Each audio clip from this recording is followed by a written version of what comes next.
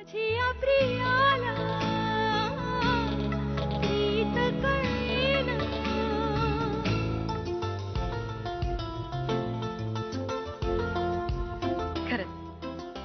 छान वाटतंय मला.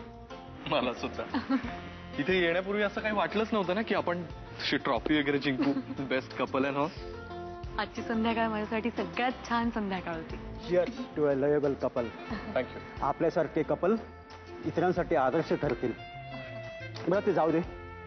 आता फक्त पार्टी, म्युझिक आणि drinks. Enjoy your self. Good luck. Thank you. Bye bye. काय बेस्ट कपल.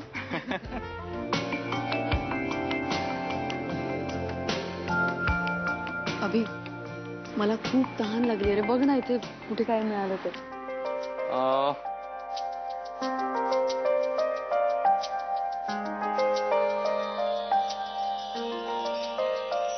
अगं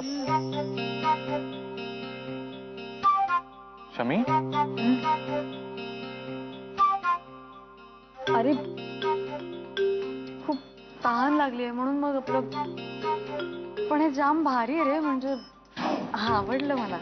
अगं पण ते काय विचारलं तरी का आपण. एक सेकंड थांब. एक्सक्यूज शमी. भारी आहे यार. शे यार इतकं स्लो म्युझिक का लावलंय. I want to dance with my hubby. My cute Abhi. Please let's rock the party. थांब ना त्यांना. चल पण डान्स करूया. शमी तू तरी दुसरं पहिलेच. एक सेकंड मला एकदा विचारू दे. Waiter. Excuse.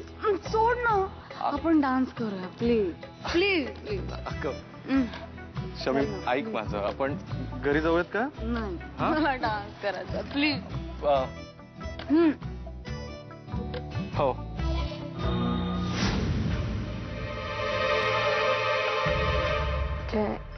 R you sure मी हे करायला पाहिजे. ऑफकोर्स नम्रता. आणि यात माझा कुठल्याही प्रकारचा पर्सनल इंटरेस्ट नाहीये.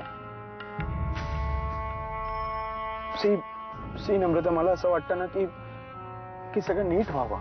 डोंट यू थिंक अंकल सुद्धा यायला पाहिजे होते. आय नो पण see Namrata, you are a brave girl. You can do it. जे तू तरी चल ना माझ्याबरोबर. नाही मी हे बघ नम्रता. सी नम्रता, कसं आहे ना, माझा तसा डायरेक्ट संबंध नाही आहे ना या सगळ्या गोष्टीशी. सो त्यामुळे. आणि मला असं वाटतं ना की जर का तू एकटी गेलीस ना तर तुला तुझ्या मनातल्या सगळ्या गोष्टी त्यांना व्यवस्थित सांगता येईल. ओके जा आता आज. बेस्ट ऑफ लक.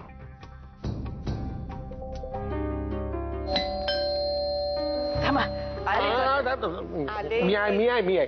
आले. आता आल्याबरोबर त्याला प्रश्न विचारून हैराण करू नका. जरा शांत बसू दे त्याला. आल्या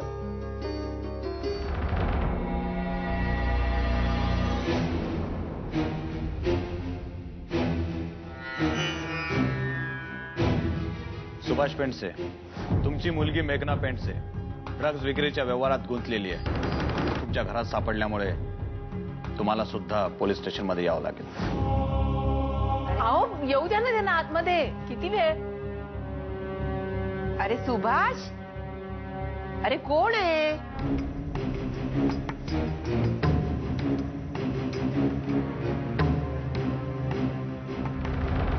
तुम्ही सगळ्यांनी मला ओळखलंच असेल ना. मला माहितीये मी इथे आलीये हे कोणालाच आवडलं नाहीये. जी काय कारणं असतील मलाही माहिती आहेत आणि तुम्हालाही. मला माहितीये माझ्यामुळे तुम्हाला खूप त्रास झालाय. कशाला आलेस. आज माफी मागायला आलेस आमची. हो अंकल, माफी तर मागणारच आहे मी. पण त्याआधी मला सांगायचं की मी जेलमध्ये कधीच गेले नव्हते.